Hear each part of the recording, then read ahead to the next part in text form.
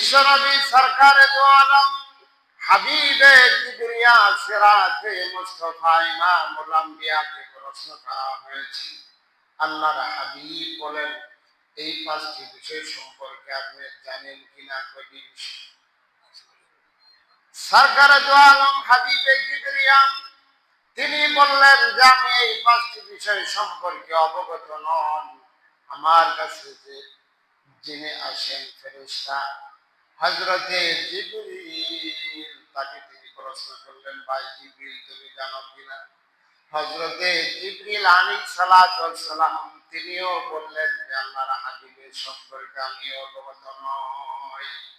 কোরআনুল কারীমের সূরা লুকমানের লাস্ট যে আয়াত, এই আয়াতে কারিমার ভিতরে আল্লাহ রাব্বুল আলামিন জানাই দিলেন ইন্নাল্লাহা ইনদাহু ইলমুস সাআ ওয়া ইউনাজ্জিলুল গায়স ওয়া ইয়ালামু মা ফিল আরহাম ওয়া মা তাদরি নাফসুম মাযা তাকসিবু গাদা وما تدري نفس بأي أرض تموت। الله أكبر বলেন। আল্লাহ রাব্বুল আলামিন কোরআনুল কারীমের ভিতরে ফরমান, নিশ্চয় একমাত্র কিয়ামতের জ্ঞান আল্লাহ তাআলার নিকট। কখন মুষলধারে বৃষ্টি হবে এরও জ্ঞান একমাত্র আল্লাহ তাআলার নিকট। মহিলাদের রেহমের ভিতরে কি থাকে, জরায়ুর ভিতরে কি থাকে, ছেলে না মেয়ে, বিকলাঙ্গ নেকবত নাকি বদবক, সব কিছুর ইলম, সব কিছুর জ্ঞান একমাত্র কার কাছে থাকে? সকলে বলেন কার কাছে থাকে? আগামীকাল আমি কি উপার্জন করব, কি খাবো, এর জ্ঞান একমাত্র আল্লাহ তাআলার কাছে।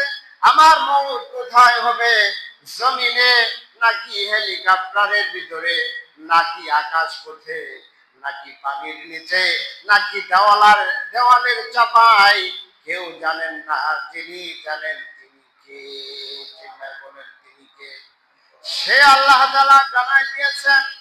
বিশ্ব নবীকে প্রশ্ন করার পরে পাঁচটি বিষয় এমন আছে যা মালিক শুধু আমার নবীকে জানাননি। বিষয়টা এমন নয়, পৃথিবীর কোন মানুষ, কোন আদম সন্তান, এমনকি কোন সম্মানজনক ফেরেশতা তিনারাও জানেন না।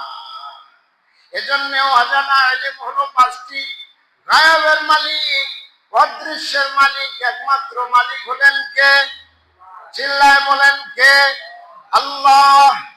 তিনি জানেন অদৃশ্যের মালিক। কিতাবের ভিতরে আছে আল্লাহ নবী, বিশ্ব নবী, তার একান্ত সহচর্য নাম হলো সালমান ফার্সি। নাকি হযরতে সালমান ফার্সি পারস্য যার বাড়িতে, হযরতে সালমান ফার্সি রাদিয়াল্লাহু তাআলা আনহু সাহাবায়ে কেরামদের ভিতরে সবচেয়ে বয়সী। কিতাবের ভিতরে আছে তার বয়স ছিল 250। সুবহানাল্লাহ। কত লম্বা চড়া ঘটনা, আমি সেদিকে যাব না। হযরতে সালমান ফার্সি তিনি দিন অন্বেষণ করতে চেয়েছিলেন। সঠিক দিন অন্বেষণ করার জন্য এক জায়গায় নয়, দুই জায়গায় নয়, বিভিন্ন ধাপে ধাপে তিনি গোলামে রূপান্তরিত হয়েছিলেন। সর্বশেষ তিনার যে সাক্ষাৎ হয়ে গেল আমার আপনার নবী, প্রিয় নবী সরকারে দো আলম হাবিবে কিবরিয়া, তার সাথে সাক্ষাৎ হওয়ার পরে তিনি বিশ্ব নবীর সাথে তার মনের যে চাহাত ছিল, তিনি নবীকে বললেন, আমার তো দীর্ঘদিনের আশা, আমি সঠিক ধর্মের অনুসরণ করতে চাই। আমি আপনার ব্যাপারে সংবাদ পেয়েছি, তথাপি আমি আপনার ইসলামের ছায়াতলে প্রবেশ করতে চাই।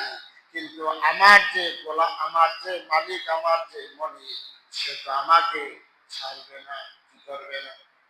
আল্লাহ নবী বললেন, হে সালমান, তুমি তোমার মালিককে জানাও সে কত টাকা নিবে, কি পরিমাণ সম্পদ সে চায়। তুমি তার কাছ থেকে প্রস্তাব নিয়ে আমার কাছে নিয়ে আসো।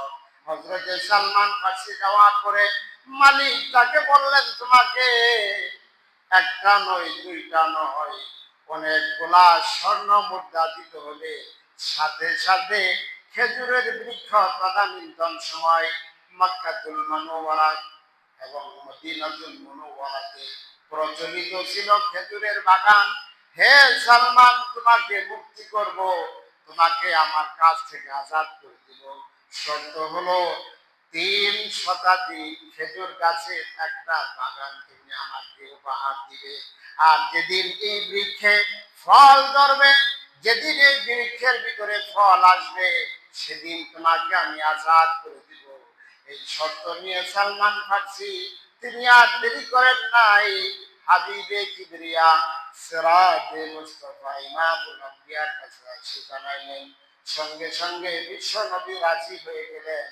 বললেন, তোমার মালিককে গাছ প্রস্তুত করতে বলো, আমি হাবিব স্বয়ং যে সেই বৃক্ষগুলা জমিনে রোপণ করে দিব। সুবহানাল্লাহ।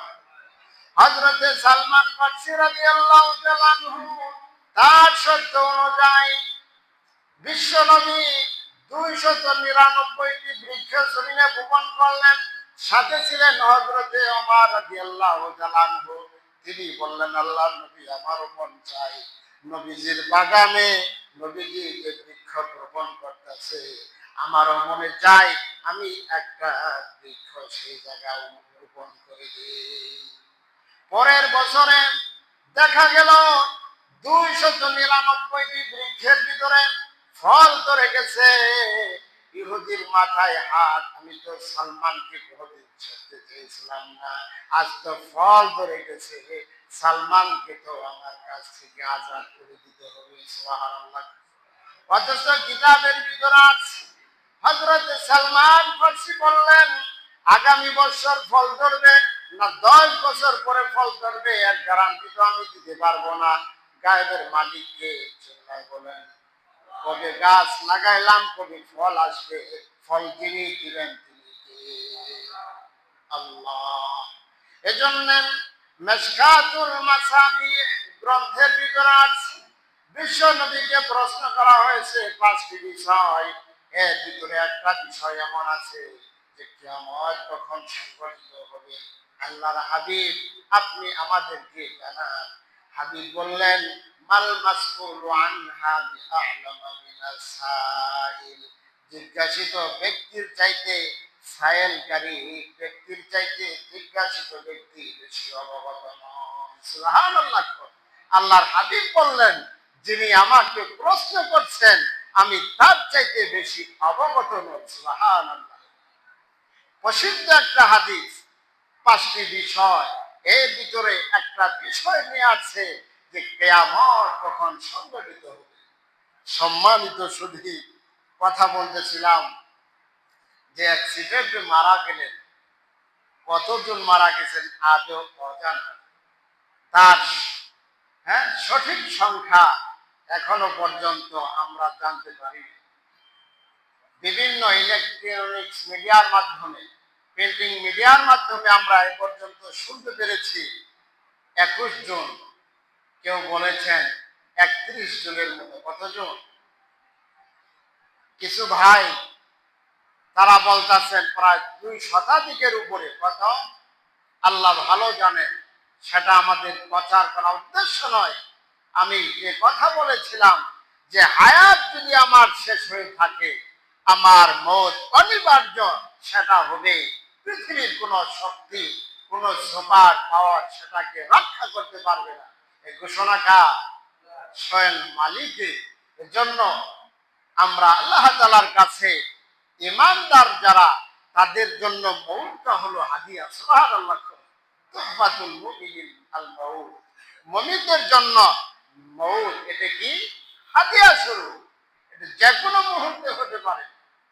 সূরা লুকমানের যে আয়াতে কারিমা তেলাওয়াত করেছি, আমার মউত দেশে হবে না বিদেশে হবে না উপরে হবে, কেউ আমরা জানি না। যিনি জানেন তিনি কে? আল্লাহ। এজন্য অদৃশ্যের প্রতি ঈমান আনয়ন করা, গায়বের প্রতি ঈমান আনয়ন করা, জান্নাত জাহান্নাম এগুলাকে আমরা বিশ্বাস করি কিনা? কথা বলেন, করি কিনা? কবরের একটা জগৎ আছে কিনা? এটা বিশ্বাস করতে হবে। দুনিয়ার, হ্যাঁ, শত শত কোটি কোটি হাজার হাজার মিলিয়ন ট্রিলিয়নের মালিক, তারা শত চেষ্টা করেছে জীবনকে বাঁচানোর জন্য। সকলেই এই জায়গায় সে সারেন্ডার হয়ে গেছে। কুল্লু নাফসিন যায়িকাতুল মাউত, প্রতিটা প্রাণীকে মৃত্যুর স্বাদ আস্বাদন গ্রহণ করতেই হবে।